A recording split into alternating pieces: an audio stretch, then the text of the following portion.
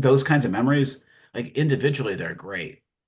I just, I'm also disappointed that I was growing up in a decade where my comfort hid, I think, some of the things that were going on that I wish I would have been more activist about. Like I can remember, so this is how old I am. I used to read the Akron Beacon Journal, the local newspaper, every day. Like my parents, like I was a paper boy for a while, but we always had a newspaper in the house and I always read it. And I can remember reading the first articles about AIDS as people were beginning to realize that there was something going on there that was new and different. And of course, because Reagan long defined it as a gay disease, as I think most Americans did, it was easy to ignore.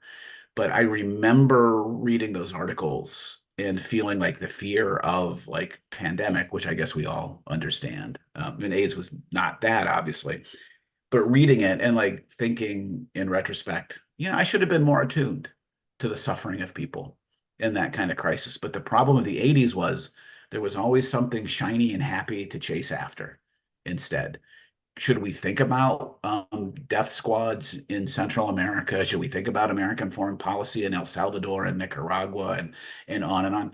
Yeah, we should have, but it wasn't until I got to college as a political science major and started taking Latin American politics classes that I began to sort of stitch that together, right? And to me, that's the worst of the 80s is that it was so consumer driven and it was so exciting with all of these new technologies that don't seem new today, but were then. Like it was all so shiny and exciting.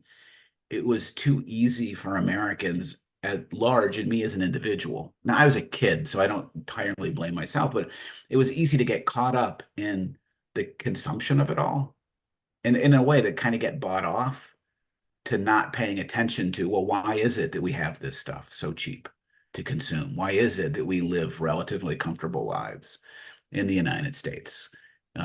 Why is it that we can pretend as if the environment is this inexhaustible resource for us to exploit?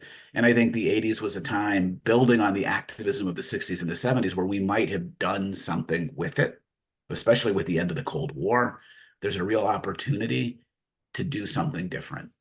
But man, like the consumption was just, it was too easy and it was too exciting and it was too all encompassing in a way that we just didn't pay attention to what was really happening. And to me, that's the tragedy of the 80s. And maybe that's why I get so upset about the plasticity of it. Like it's not that we were bought off, John, it's that we were bought off really cheap.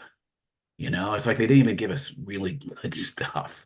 And that's the, like at least we should have been bought off for something that mattered. And we were just distracted by a bunch of stuff that didn't, frankly. Thank you. So that was an answer to the what was good about the 80s. But we turned it to what was wrong about the 80s. My apologies.